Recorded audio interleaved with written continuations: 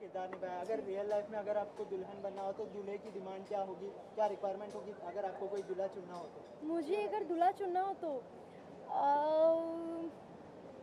मैंने सोचा नहीं है इस बारे में कभी। लेकिन आई थिंक सबसे इम्पॉर्टेंट क्वालिटी जो मैं एक इंसान में चाहती हूँ वो है compassion towards the other beings, चाहे वो एक इंसान हो चाहे वो एक जानवर हो, बिकॉज आज मैं देखती हूँ तो people are very cruel towards animals. उनको लगता है अब सब है तो बस इंसान ही है बाकी।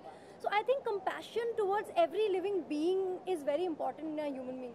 बाकी तो उसके साथ गुड लुक्स और थोड़ा सा बाकी सारी चीज़ें तो लाजमी है, वो तो ज़रूरी है ही उसमें। मतलब वो उतना सोचती नहीं हूँ, मेरा दूल्हा बनना है तो ही हैज़ टू मैच मी, लेकिन उसके अलावा कंपैशन इज़ वेरी इंपॉर्टेंट। आप लोगों से पूछना चाहूँगा, कॉमेडी फिल्म काफ़ी आ रही है आजकल बॉलीवुड में, लेकिन कुछ लॉजिकल आती हैं कुछ इलॉजिकल आती हैं जिनका कोई सेंस नहीं होता है।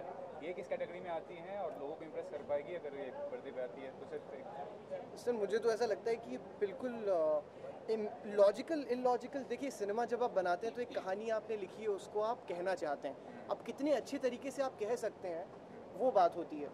दूसरी चीज़ ये कि हमारी जो कहानी जो कॉन्सेप्ट है वो बहुत ही इंटरेस्टिंग सा है, ऐसा मैंने कभी देखा नहीं है इंडियन सिनेमा में या कोई भी सिनेमा में। प्रॉक्सी वेडिंग के ऊपर कि दूल्हा ही बदल दिया और बदले हुए दूल्हे को भी बदल दिया। तो कॉमेडी ऑफ एरर बोल लीजिए या सिचुएशनल कॉमेडी बोल लीजिए, ऐसी फिल्म है कि there is nothing below the belt, कोई अश्लीलता नहीं है फिल्म में कहीं भी। एक दादाजी भी जा सकते हैं और उनका पोता भी जा सकता है साथ में, और किसी को भी एम्बैरेसमेंट नहीं होगा फिल्म को देखकर। And the most important thing is the film is very original, बहुत रूट से कनेक्टेड है, एक छोटे शहर की फिल्म है। So Indian audience can connect to it कि वो अपने आसपास ऐसी चीज़ें और ऐसे कैरेक्टर्स देखते हैं, जैसा दूल्हा है या चाचा जी हैं या दुल्हन है, ये सारे कैरेक्टर्स कहीं ना कहीं से ओरिजिनली हमारी स्क्रिप्ट में उठाए हुए हैं। तो लोगों को आउट ऑफ द प्लेस नहीं लगेगा कि अरे ये क्या भलता कर रहे हैं, उन्हें लगेगा कि एक्चुअली ऐसा होता है। So I think they will connect and they like it. Priya, शुरुआत की थी आपने हॉरर फिल्म से जी, उसके बाद कॉमेडी जॉनर, ये सफ़र कैसे रहा कि यार आपने सोचा था कि हॉरर फिल्म करनी है, उसके बाद सीरियस एक आध फिल्म में दिखाई दी? यार मैंने तो यही नहीं सोचा था कि मैं कभी फिल्म करूँगी मैं तो सिंगर बनने आई थी।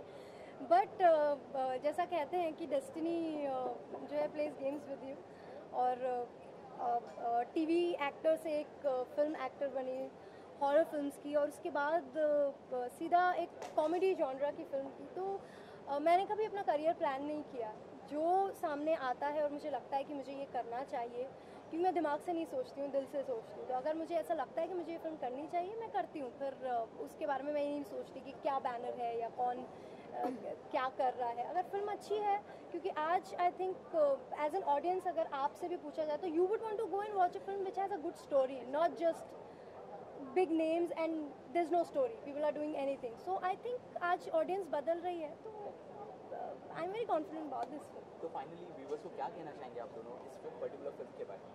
यही कहना चाहेंगे, 7 अगस्त को हमारी फिल्म रिलीज हो रही है, बांके की क्रेजी बारात, and it's a fun filled film. इतने अच्छे एक्टर्स हैं, और आई नो इट्स अगर आपको कहें कि आप अपने पैसे खर्च करके जाइए तो it has to be worth it. So I think it will be worth your money, so you must go and watch. It's a full on comedy family entertainer. Thank you so much. Thank you so much and all the best.